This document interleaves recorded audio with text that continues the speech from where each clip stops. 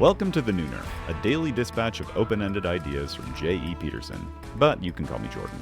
For best results, head over to Substack, where you can sign up to get the Dispatch's Weekly Digest, which includes some extras that I don't share anywhere else. You can find a link to that in the description of this episode.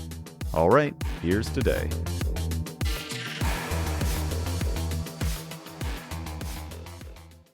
All of us are sodomists. It's not what you think. It's worse. We all know the story of Sodom, right? God tells Abraham, I'm going to destroy the city. Abraham says, hold up, what if I go find some righteous people? God says, sure, find me like 50 of them.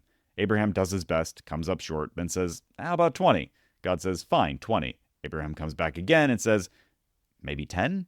God says, go and find me 10 righteous people in this awful place and I won't destroy it. And then finally, Abraham comes back and says, all right, you win, burn it down. Cue the fire and brimstone. It's one of the few instances in the Bible where God seems really intent on making the case that destroying a whole city is morally justified. The point is, supposedly, that it's possible for a place to become so evil and so corrupt that the only viable option is to blow it up with a volcano.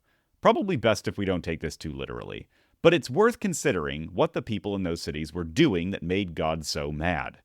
For a long time, Christians used this story to justify a violent rejection of homosexuality, to the point that they turned sodomy into a euphemism for, sorry to be blunt, butt sex, which means that for a long time, and even still, an embarrassing number of people believe that God destroyed Sodom with fire and brimstone, aka blew it up with a volcano, because he just hated gay people so much. Side note, is it any wonder so many people have rejected this version of God? But if we're not blinded and stupefied by this persistent caricature, then we might be able to find out what this story is actually saying. If you go back and read the verses that describe the quote-unquote sins of Sodom, you don't find anything about butt sex, or any kind of sex. What you find is a scathing indictment of inequality. What made God so angry that he blew up the city?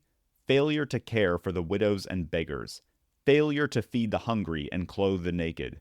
Failure to provide for the poor. When God told Abraham Sodom was unsalvageable, what he meant was that there was nobody there who gave a damn about anybody but themselves. They were a bunch of selfish, prideful pricks who either ignored poor people or intentionally exploited them. And so he wiped those bastards off the face of the earth. Which means we should probably correct our definition of sodomy. It's not butt sex, it's entrenched inequality. Uh-oh. If you like today's episode, I hope you'll share it with someone. No, I'm not asking you to spam your socials. I mean, obviously you can if you want to, but everyone knows a thoughtful, well-timed message can make all the difference in someone's day. So if the spirit moves, send a text. And if you haven't yet, head over to the Nooner on Substack to get access to the Dispatch's Weekly Digest, including stuff like music recommendations, TMI updates from my personal life, and the quiet satisfaction of knowing I like you more than other people. Okay, that's it for today. See you at noon tomorrow.